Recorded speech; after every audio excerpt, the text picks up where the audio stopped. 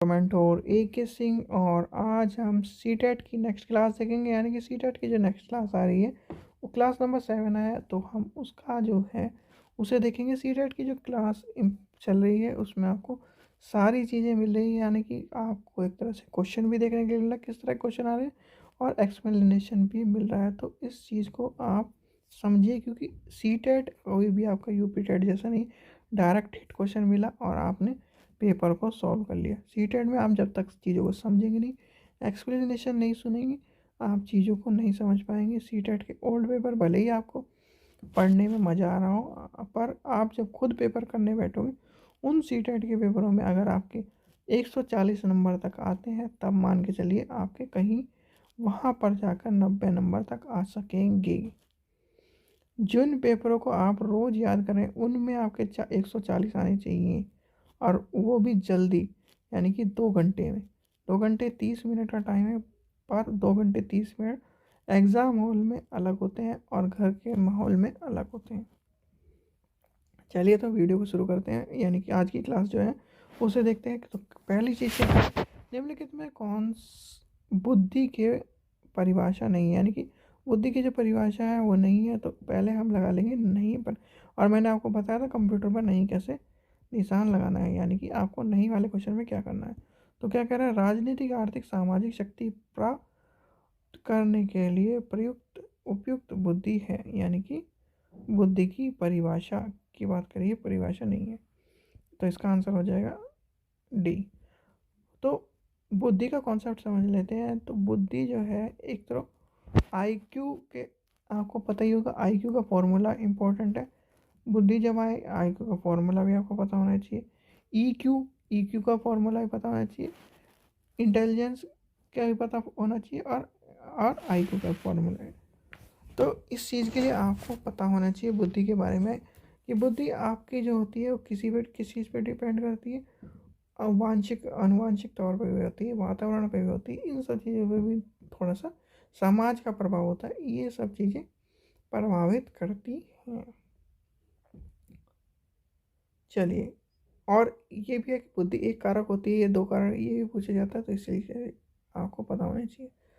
चलिए question number 2 देखते हैं। अनुक्रम दूसरे व्यक्ति के बाह्य व्यवहार को निकालती है, यानी कि जो किसने कहा है, ये कथन कहा है रॉन्ग, तो किसने कहा है, इसका आंसर होगा रीबर्न, यानी कि ऑप्शन नंबर फर्स्ट हो जाएगा। चलिए आगे चलते हैं। क्वेश्चन नंबर 3 देखते हैं।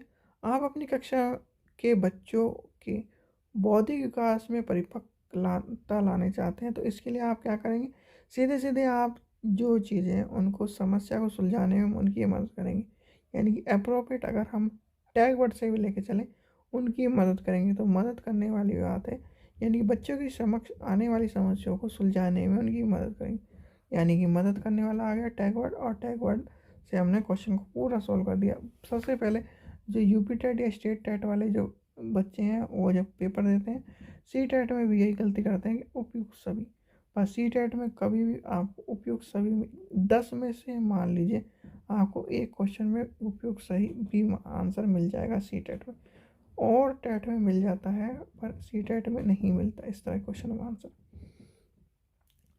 चलिए क्वेश्चन नंबर 4 देखते हैं। आपकी कक्षा का एक छात्र कक्षा में काफ़ी बात करता है, आप उसके विषय में पता करते हैं तथा पाते हैं कि वह छात्र घर पर बहुत कम बोलता है, तो उस छात्र को आप क्या करेंगे, सीधे सीधे ये क्वेश्चन रिपीट क्वेश्चन है, यानी सीटेट का क्वेश्चन आया हुआ ये क्वेश्चन है।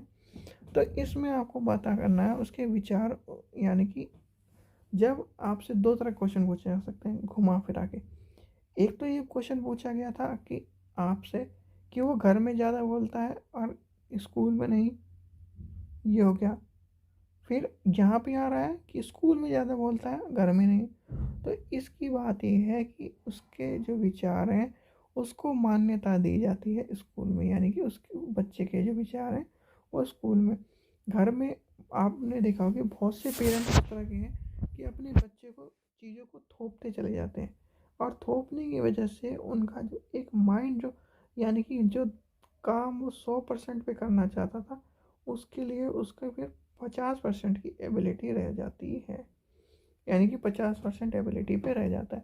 और बच्चे को नेगलेक्ट करना यानी कि डिमोटिवेट करना, ये जो फैमिली की जो सबसे बड़ी समस्या है, जिससे वो बच्चा बहुत कुछ करना चाहता था वो भी नहीं कर पाता है। तो इस चीज़ का ध्यान रखें, आप भी टीचर बनने वाले हैं तो इस चीज़ के लिए पहले से अवेयर रहें और उस चीज़ को समझें। क्वेश्चन नंबर 5 देखते हैं, प्राकृतिक पर्यावरण का प्रभाव अधिगम की दिशा में प्रत्यक्ष करता है, यानी कि सीधे सीधे आपको जलवायु और वायुमंडल की दिशाओं को प्रयोग बालक के भौतिक, यानी कि आप देखिए एक बच्चा, चाहे आप बड़े को भी ले लीजिए, आप हो, आपको एक कमरे में बंद कर दिया जाए और आपको वहीं खाना दे दिया जाए, वहीं आपको पहनने के लिए दे दिया, टीवी, मतलब दुनिया की सारी सुविधा आपको इस कमरे में दे दी जाए, तो आप पहले दिन खुश होंगे, दूसरे दिन भी खुश होंगे, तीसरे दिन भी खुश होंगे, चौथे दिन भी खुश होंगे, और चौथे दिन के बाद पाँचवें दिन आपका दिमाग इस तरह का हो जाएगा कि मुझे कैदी कर लिया गया है, आके उसे छोड़ दो। और दूसरा उदाहरण आपको, फिर मैं एक और उदाहरण से समझाता हूँ। अगर मान लीजिए आप यहाँ रह रहे हैं, यानी कि खासकर जो स्टूडेंट कहीं भी आते जाते नहीं, यानी कि आप रह रहे हैं एक वातावरण में रह रहे हैं और उस वातावरण से आप कहीं घूमने गए, तो आपका जो परिवेश है, जलवायु और इस तरह का चेंज हुआ, और चेंज होने के से आपका जो भौतिक निष्कर्ष है वो गहन प्रभाव पड़ा, यानी कि सृजनशीलता पर गहन प्रभाव पड़ा, इसका ये प्रभाव पड़ता है। चलिए क्वेश्चन नंबर 6 देखते हैं। क्वेश्चन नंबर 6 क्या कह रहा है, आप अपनी कक्षा में एक पिछड़े छात्र के अधिगम की गति को तीव्र करना चाहते हैं, तो उसके सामान्य छात्र की श्रेणी में आ सके, यानी कि सामान्य छात्र जो है आपको पता ही, एक तो होता है पिछड़े बालक, ठीक है, पिछड़े छात्र, फिर आता है सामान्य, फिर आता है जो एक्स्ट्राऑर्डिनरी चाइल्ड होते हैं, यानी कि बुद्धि वाले चाइल्ड होते हैं, तो उनका एक कॉन्सेप्ट आता है। 3 तरह के चाइल्ड होते हैं, इन 3 तरह के चाइल्डों के बारे में आपको पता होना चाहिए। चलिए आगे चलते हैं। तो उसे सामान्य श्रेणी में लाना है, तो आप टीचर के तौर पर क्या करेंगे, तो उसे उत्तम श्रेणी विधियों का प्रयोग करते हुए उसे सही दिशा प्राप्त करेंगे। देखिए भाई, आपने 3 इडियट वाली पिक्चर देखी कि ज्ञान के पीछे भागे, और आपने तारे ज़मीन पर जो पिक्चर है उन्हें देखिए, उसमें जो चाइल्ड रहता है उसको अलग अलग तरीके से टीचर पढ़ाता है, यानी कि ABCD उसे लिखना नहीं आता या चीज़ें समझ नहीं आती, जोड़नी चीज़ नहीं आती, तो उसे रेत पे उंगली घुमाने के लिए कहता है, या फिर उसे नोटिस बोर्ड पे पढ़ने के लिए कहता है। कलाकारी में वो इतना अच्छा होता है, पर उसकी कला की कोई कदर नहीं है शिक्षा के सामने, यानी कि वो नील माना जाता है। बेस्ट प्राइज़ मिलता है, यानी कि जो ड्राइंग का टीचर है उसे भी इतना अच्छा प्राइज़ नहीं मिलता जितना कि उसे मिलता है। तो हर चीज़ हर आदमी के लिए नहीं बनी। क्या पता अगर मान लीजिए आप ड्राइंग में बेस्ट हो और आप ड्राइंग करते करते करते करते क्या पता आप ड्राइंग के विश्वविख्याता बन जाए। तो पहली बात तो भेदभाव नहीं करना चाहिए। दूसरी बात, अगर इस आप टीचर प्रोफेशन में कोई भी टीचर के लिए बच्चा अलग नहीं है, उसकी जो कमियां हैं उसको आपको निकालना है और उसको अच्छी दिशा प्रदान करके एक अच्छे शिक्षण विधि के प्रयोग से एक सही उसका दिशा में लेके चलना है। तो इसका आंसर क्या हो जाएगा, उत्तम शिक्षण विधि का प्रयोग करते हुए उसे सही दिशा प्रदान करेंगे।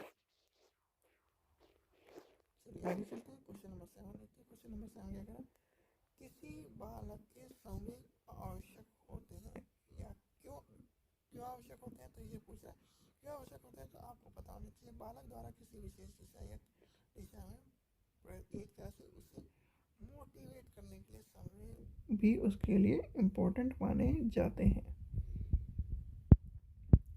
चलिए क्वेश्चन नंबर 8 देखते हैं। क्वेश्चन नंबर 8 क्या कह रहा है, एक अध्यापक को अपनी शैक्षणिक क्रियाओं के अभियोजन के समय जाति भेदभाव के संदर्भ में अपनी कक्षा में प्रक्रिया में क्या अपनाना चाहिए।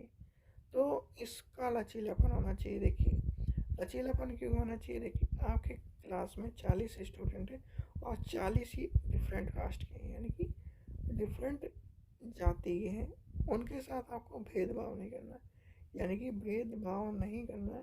और आपकी जाति के, मान लीजिए आपकी जाति के 10 बच्चे हैं, तो आप ये नहीं करेंगे कि मेरे जो जाति है उनको ही मैं पढ़ाऊँ, उनको ही अच्छी तरह करूँ और सबको मारूँ पीटूँ, या फिर उनको ये कहूँ कि आप तो इस शिक्षा के क्षेत्र में गलत आ गए, आपके लिए पढ़ाई नहीं है।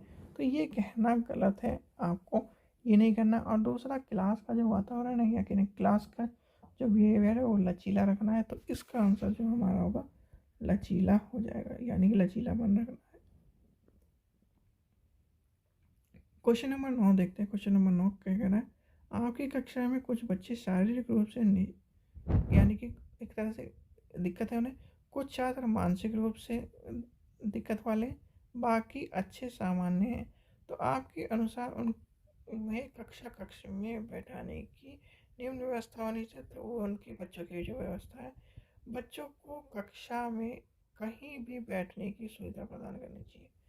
इम्पोर्टेंट है, इम्पोर्टेंट इसलिए है, अब आपको मैं बताता हूँ। आपने स्वतंत्र क्लासरूम का और लचीले क्लासरूम का अभी क्वेश्चन देखा, तो स्वतंत्र क्लासरूम या लचीले क्लासरूम होने इसलिए आवश्यक है। अगर आप स्वतंत्र क्लासरूम और लचीले क्लासरूम को नहीं बनाएंगे या फिर उसे बच्चे को ये नहीं कहेंगे, मैंने पहले दिन जब आपको क्लास ली तभी बताया था कि आप क्लासरूम में अगर कोई बच्चा ये चाहता है कि मुझे अपने फ्रेंड के साथ इस सीट पे बैठना है, और सीट भले ही ना कि मुझे अपने फ्रेंड के साथ बैठना है, तो आपको उसको बैठाना है। फिर दूसरा कॉन्सेप्ट आता है कि आपकी क्लास में कोई बच्चा चश्मे वाला है या कि उसकी आईज में प्रॉब्लम है, तो उसे कहाँ बैठाना है। दिक्कत जैसे बहुत सी रो होती, 4 रो होती है, 5 रो होती, दीवार के साइड रो में, तो उस बच्चे को नहीं बैठाना है जो कि दिक्कत है उसे, जिससे बाहर जैसे पैर, अब ये वाले बच्चे कि उनके उसके एक के पैर में दिक्कत है, तो उसे बाहर की तरफ बैठाना है। तो इस तरह की सब चीज़ें आपको डिसाइड करनी होंगी, यानी कि आपको खुद देखनी पड़ेगी। चलिए आगे चलते हैं। क्वेश्चन नंबर 10 देखते हैं। क्वेश्चन नंबर 10 क्या कह रहा है, बुद्धि के प्रदर्शन सिद्धांत का प्रतिपादन निम्न में से किसने किया। तो आपको कहा थॉमसन, यानी कि ऑप्शन नंबर पहला हो जाएगा। क्वेश्चन नंबर 11 देखते हैं। 11 कह रहा है, वर्तमान समय में सतत एवं व्यापक मूल्यांकन के अंतर्गत ग्रेड में अंकों के वितरण किया जाता है। इस प्रणाली के में कितने प्रतिशत अंक प्राप्त करने वाले छात्रों को बेहतर अच्छा माना जाता है, यानी कि बहुत अच्छा या बी ग्रेड की श्रेणी में रखा जाता है। तो आपको यही पता होगा कि देखिए ये जो है 56 से लेके इसका, अब इसको छोड़िए तो इम्पोर्टेंट क्वेश्चन नहीं, मैं इम्पोर्टेंट क्वेश्चन नहीं मानता। ये जो क्वेश्चन आया था सीसी से रिलेटेड है। सीसी में आपको पता ही होम बोर्ड आ गया था, और होम बोर्ड ये आया था 2011 में। तो हमारे लिए सतत एवं व्यापक मूल्यांकन, सतत एवं व्यापक मूल्यांकन में आपको पता होना चाहिए कि बच्चे का ओवरऑल डेवलपमेंट देखा जाता है, यानी कि उसकी स्पोर्ट्स भी देखा जाएगा, फिजिकल एक्टिविटी भी देखी जाएगी। जो पहले जो थ्योरी यानी कि पढ़ो पढ़ो पढ़ो पढ़ो पढ़ो, वो कॉन्सेप्ट हटकर सीसी कॉन्सेप्ट आया था, यानी कि उसके कॉन्टीन्यूस एवोल्यूशन चलता रहता था, चाहे वो किसी भी तौर पर हो। जैसे FA1 आया, FA2 आया, FA3, FA4 और समेटिव यानी SA1 SA2। और आपको पता ही है आज की जो NCERT है, यानी कि NCERT है, उसमें आपने जब पढ़ा होगा, मान लीजिए आपने स्कूलिंग करी है 2005 में, उस टाइम की NCERT से लेकर अब तक की जो NCERT है, उनके बहुत सारे चैप्टर छोटे कर दिए गए हैं, चैप्टरों की जो संख्या है वो घटा दी गई है। तो कहीं ना कहीं इसका भी बच्चों पर प्रभाव देखा जा रहा है। चलिए आगे चलते हैं। क्वेश्चन नंबर 12 क्या कह रहा है, क्वेश्चन नंबर 12 कह रहा है, मूल्यांकन की प्रक्रिया के दौरान शिक्षकों को काफ़ी सावधानी बरतनी, यानी कि शिक्षकों को एक तरह सावधानी बरतनी आवश्यकता अनुसार इस दौरान शिक्षकों को निम्न में से कौन से कार्य नहीं करने चाहिए। तो सबसे पहली बात, आपको भेदभाव नहीं करना चाहिए।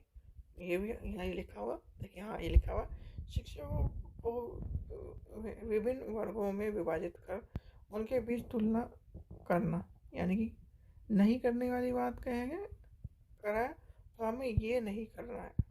मान लीजिए आपके क्लास में XYZ स्टूडेंट है और उसके नंबर 95 है, तो पूरी क्लास में ये हल्ला मत मचाइए कि ये इसके XYZ के 95 आए हैं, तो आपको इसके जैसा बनना है। इसके जैसा नहीं बनना है, आप सभी चाइल्ड एक जैसे हैं उसको मोटिवेट करिए।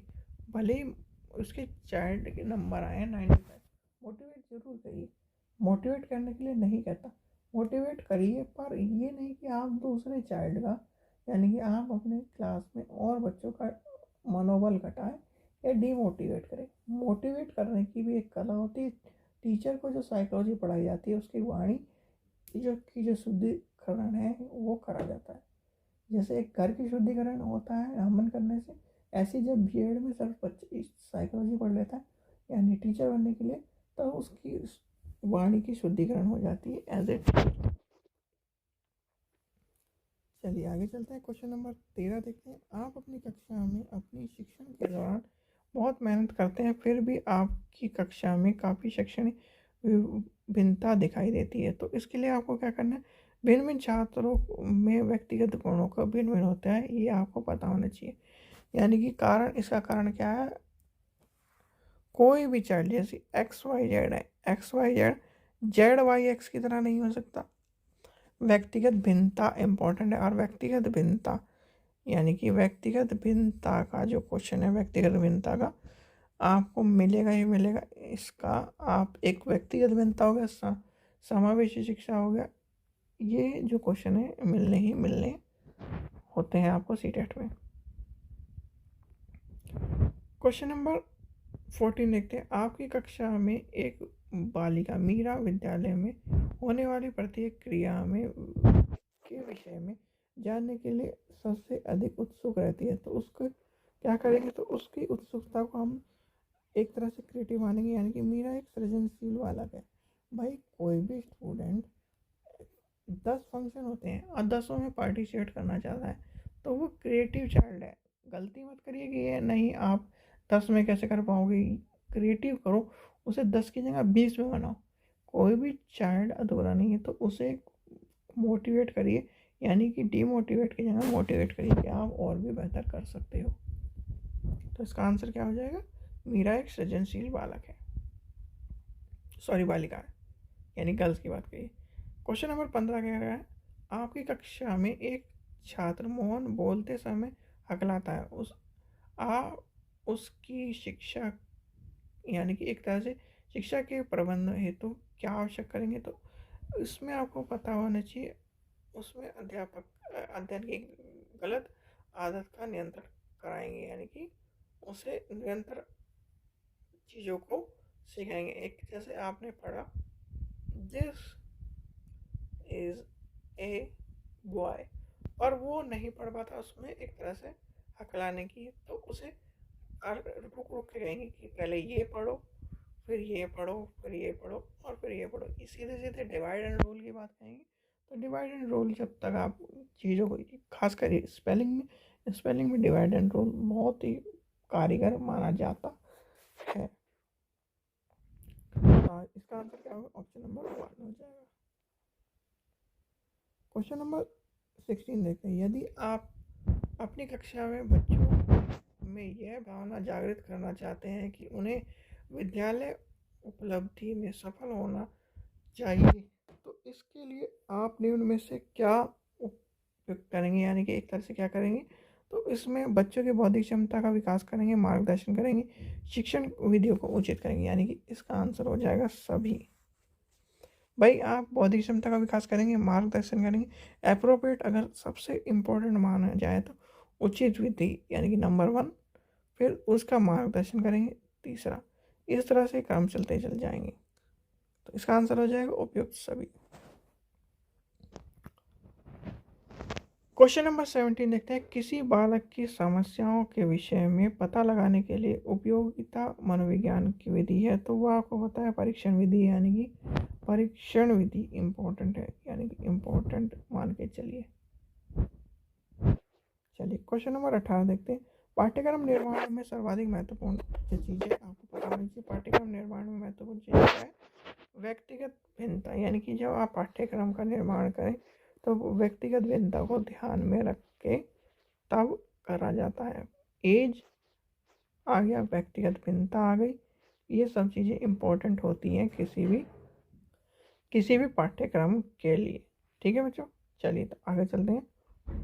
क्वेश्चन नंबर 19 देखते हैं। अधिगम के संदर्भ में शिक्षा शास्त्र के मनोविज्ञान की विधियों का प्रयोग करते हैं। परिभाषा दी है कि परिभाषा के अनुसार अधिगम चलने वाली एक निरंतर चलने वाली प्रक्रिया है। तो ये आपको पता होगा जीवन पर्याप्त चल, यानी कि ये यहाँ पर डैश है, तो आपको पता होना चाहिए ये है निरंतर चलने वाली, जीवन पर्याप्त चलने वाली।